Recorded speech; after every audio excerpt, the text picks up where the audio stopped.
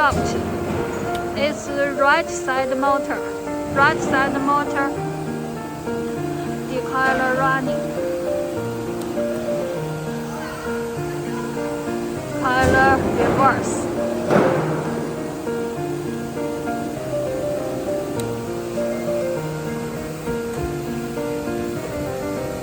This is tight.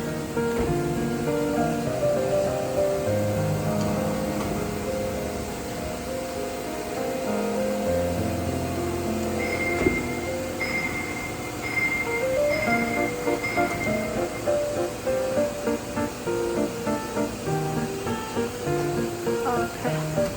And now we will choose the left side one. So another one is running now. Another one is running.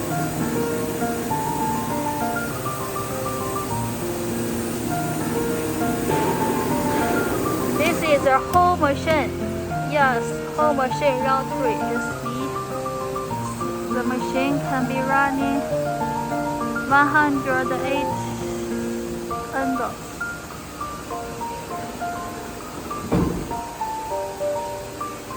So you can put the decoiler at any